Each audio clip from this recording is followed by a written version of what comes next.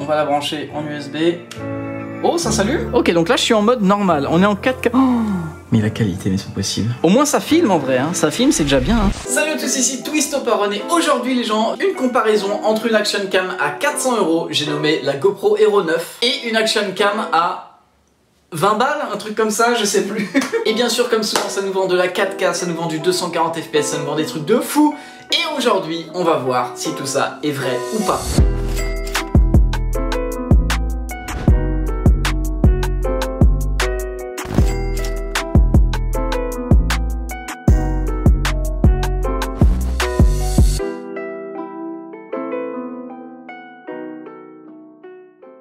L'action cam à 20 balles que voici. Voilà, donc on est sur une sport action caméra 4K. On va essayer un peu en toutes conditions, que ce soit en sport, que ce soit en intérieur. On va voir si ce qui est annoncé sur la boîte est vrai, à savoir le 4K. Si c'est de la 720, ça me choquera un peu moins, parce que 20 balles quand même, c'est vraiment pas cher.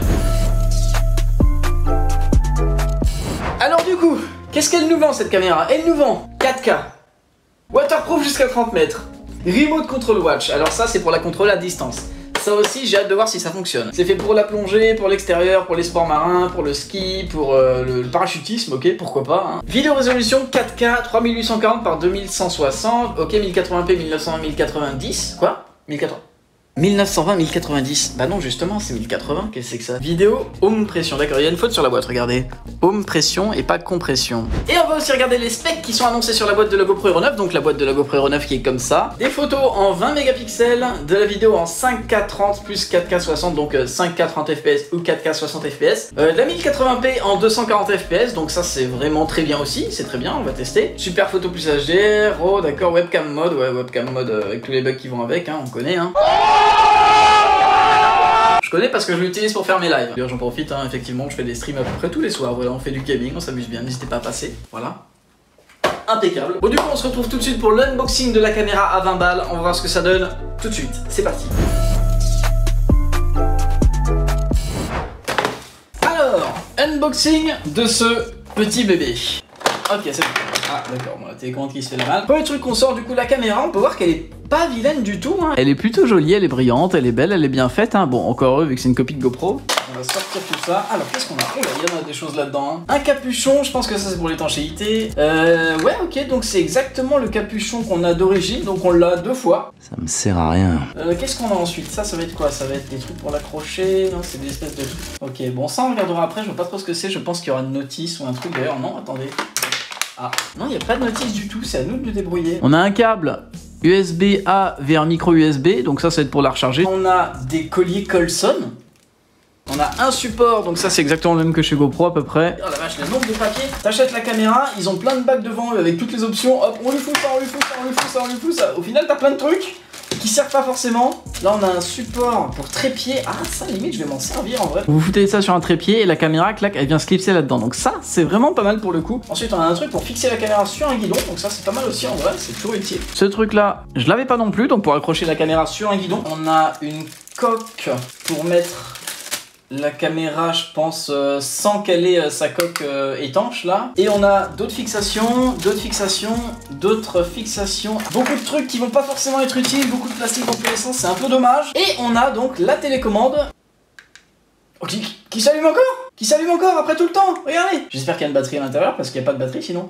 Alors c'est exactement le même système d'ouverture que sur la GoPro Hero 3 donc... Ah, bah je l'ai déjà cassé, ça y est. Oh, elle est tellement légère. Mais attendez, mais il n'y a pas de batterie. Ah, il y a une batterie. Attendez, il y a une batterie? Il y a une batterie, elle est si légère que ça. Donc voici la caméra nature sans son support. Extrêmement légère. Je sais pas combien elle pèse, mais comparé à une GoPro, ça n'a rien à voir. La batterie, je pense qu'on peut la retirer en tirant là-dessus. Elle a gonflé. A priori, elle va pas exploser. Il n'y a pas d'entrée d'air. Il y a une SD. Il y a une carte SD. Combien une carte SD? 8 Go. Hein? C'est quoi tout ça? Il y a plein de fichiers à l'intérieur. Il reste que 679 mégas de libre. Il y a 7 Go qui ont été pris par tout ça. C'est quoi tout ça? Ah non, attendez, c'est que la SD a bugué en fait. Elle est plus branchée dans l'ordi.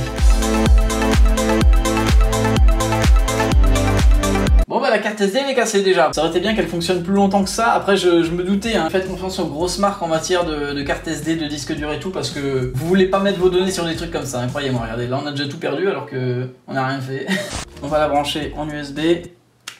Oh, ça s'allume? Oh. Un instant, j'ai cru que ça allait faire le bruit de la Game Boy. Magnifique, magnifique. Alors par contre, il n'y a pas de protection sur l'écran. Hein.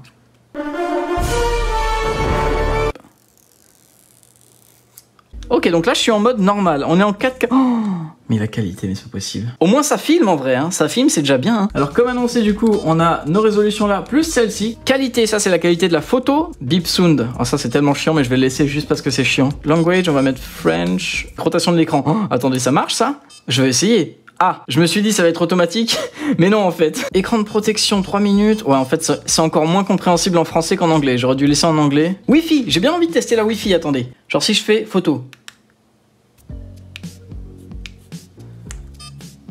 Veuillez insérer la carte. Eh, ça a fonctionné! Attendez, on va essayer avec une carte SD. Ça c'est le Saint Graal des créateurs. Ah, donc là c'est en train de filmer, attention, hop. Voilà, donc bonjour, est-ce que ça fonctionne? Est-ce que c'est très bien? Je ne sais pas, on va voir. Est-ce que la qualité est incroyable? On va aussi tester la qualité du micro, attention. GoPro Hero 9, caméra 4K action machin. Et on est en 4K des deux côtés normalement. Et donc la GoPro Hero 9, on la reçoit comme ça dans sa boîte en carton. Donc là on l'a directement avec une pochette réutilisable renforcée, donc c'est quand même vachement pratique quand on sort et tout pour mettre directement dans le sac. On a tous les accessoires dedans. On sort la fameuse pochette. Donc on retrouve la GoPro Hero 9, la fameuse. On a le câble de recharge en USB type C. On a normalement une seule batterie qui est donnée avec. Donc moi j'en ai eu deux parce que j'ai profité d'une offre où ils en offraient une. Et avec cette offre il y avait également une micro SD de 64 Go. Donc ça c'était très bon à prendre. Bon j'avais déjà les miennes mais c'est toujours utile. On a aussi le fameux support GoPro avec sa petite vis, donc pourquoi pas. Et on a le support autocollant qui tient vachement bien, qui est un petit peu incurvé pour le mettre pourquoi pas sur un casque, sur une carrosserie, tout ça. Et on a aussi avec les petits stickers, une notice d'utilisation. Et voilà ce qu'on a pour 400 balles. On va faire une petite pesée, même si je sais que c'est pas hyper représentatif, c'est toujours intéressant de voir combien pèsent les caméras. Combien pèse la Action Cam sans batterie? Attention. Elle fait 34 grammes, c'est hallucinant. Le poids de la batterie? 12 grammes de batterie, c'est quand même abusé en vrai. Et attention, combien pèse la GoPro Hero 9 sans batterie? 129 grammes, donc on est déjà clairement au-dessus. Bon, c'est normal, elle est un peu plus grosse, mais surtout, bah, il y a des matériaux un peu plus nobles. On a du métal, il y a du plastique bien plus solide, un écran avant, un écran arrière, donc tout ça, ça joue forcément. Bon, de toute façon, elle est 10 fois plus chère, donc il y a intérêt en fait. La batterie de GoPro Hero 9, elle pèse 33 grammes, la batterie de GoPro Hero 9, donc voilà. C'est drôle parce que ça fait 1 gramme de plus que ça. C'est quand même drôle en vrai. Et puis du coup, bon, on se retrouve tout à l'heure en extérieur pour tester la Hero 9 et la comparer avec ça. Allez, c'est parti.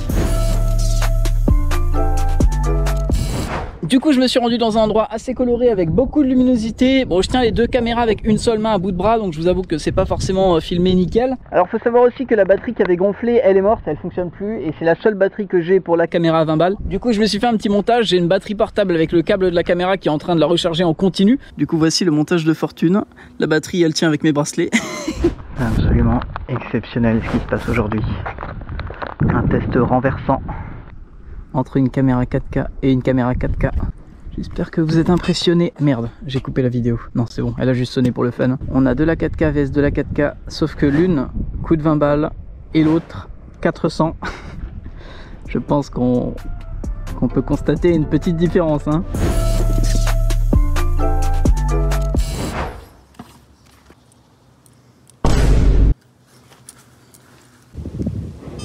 L'angle est horrible. Je sais même pas où viser. Bon, on se retrouve, voilà, position.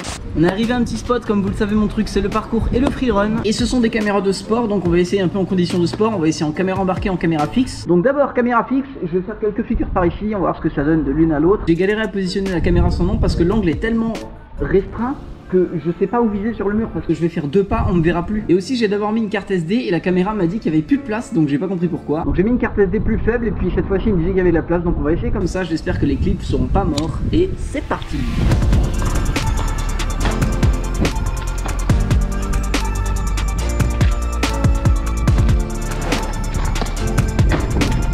Je pense qu'on est bon pour le comparatif. Je vais faire quelques prises au ralenti avec la GoPro Hero 9. Après je vais essayer les dents en caméra embarquée et on va aller dérocher ça.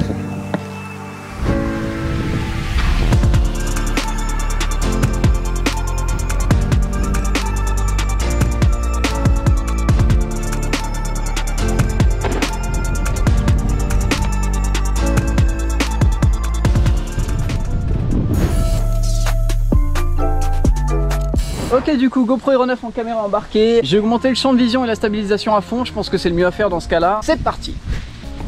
Ok.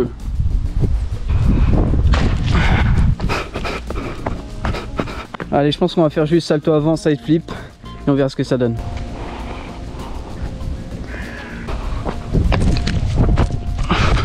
Et le petit side flip. Attention, transition violente, on passe à l'autre caméra. Allez, c'est parti pour celle-là. Salto avant d'abord.